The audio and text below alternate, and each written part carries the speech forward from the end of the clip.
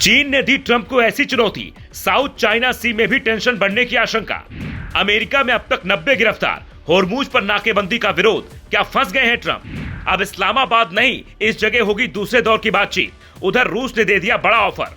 ये दो तस्वीरें बेहद खास हैं। पहली तस्वीर ईरान ने जारी की है, जबकि दूसरी तस्वीर चीन की ओर से सामने आई है, जहां यूएई के क्राउन प्रिंस शेख खालिद बिन मोहम्मद बिन जायद अल नहान से मुलाकात की और कहा, दुनिया को जंगल के कानून की ओर नहीं ले जा सकते, जहां ताकतवर अपनी मनमर्जी करे, ये नहीं चलने दिया जा सकता। जिनपिंग का यह इशारा अमेरिका की ओर था, क्योंकि साउथ चाइना सी में भी अब फिलीपींस और अमेरिका के करीब 17,000 जवान युद्धाभ्यास करने जा रहे हैं, जहां फिलीपींस पहले से आरोप लगाता रहा है कि समुद्र में चीन जहर डाल रहा है, जिससे बड़ा खतरा पैदा हो सकता है। इसीलिए ये युद्धाभ्यास चीन और अमेरिका के बढ़ते तनाव के बीच मुश्किलें बढ़ाने वाला बताया जा रहा है। हालांकि चीन सीधे तौर पर फिलहाल युद्ध में उतरने के मूड में नहीं है, बल्कि वो ईरान की मदद कर अमेरिका को कमजोर करने की फिराक में है। शायद यही वजह है कि ईरान अब तक पीछे हटने को तैयार नहीं है। यह नई तस्वीर है जिसे ईरान ने जारी किया है। इसमें होर्मुज पर ईरान का फुल कंट्रोल बताया जा रहा है, जबकि डोनाल्ड ट्रंप का दावा है कि अमेरिकी सेना होर्मुज की नाकेबंदी में लगी है। लेकिन इसी बीच एक खबर ऐसी भी आई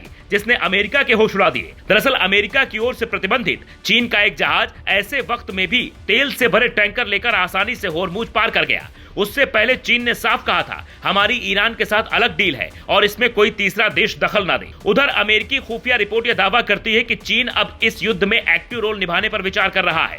बाकायदा मिसाइलों के पार्ट्स भी चीन ने ईरान को भेजे हैं। यानी ये लड़ाई अब रुकने की बजाय और बढ़ सकती है, क्योंकि ईरान के जिस परमाणु के पीछे अमेरिका पड़ा है, उसे लेकर अब रूस ने बड़ा ऑफर दिया है। क्रेमलिन के प्रवक्ता दिमित्री पेस्कोव ने कहा, यह ऑफर अभी भी खुला है, लेकिन अब तक इस पर कोई ठोस कार्रवाई नहीं हुई है। हालांकि रूस ने यह भी कहा कि यह फैसला शांति स्थापित करने के उद्देश्य से लिया जा रहा है, पर सवाल है क्या अमेरिका इस पर सहमत होगा, क्योंकि रूस तो अमेरिका से ज्यादा ईरान का मददगार है और जानकार यह बात अच्छी तरह जानते हैं कि ट्रंप ने अगर युद्ध लंबा खींचा तो उनकी कुर्सी पर बड़ा खतरा मंडरा सकता है, क्योंकि अमेरिका में ट्रंप का विरोध लगातार बढ़ता जा रहा है। पहले कई सांसदों ने लेटर लिखा और अब कई लोग सड़कों पर उतर रहे हैं, जिसमें से करीब 90 लोगों को गिरफ्तार किए जाने की खबर भी है। लेकिन क्या इस तरीके से ट्रंप की कुर्सी ज्यादा दिनों तक बची रह पाएगी? जिन लोगों को अमेरिकी पुलिस ने पकड़ा है वो होर्मुज में अमेरिकी नाकेबंदी का विरोध कर रहे हैं, क्योंकि जंग जितनी लंबी चल रही है, अमेरिका का नुकसान उतना ही बढ़ता जा रहा है। इसीलिए एक तरफ जंग और धमकियां चल रही हैं, तो दूसरी तरफ शांति वार्ता की बात भी जारी है।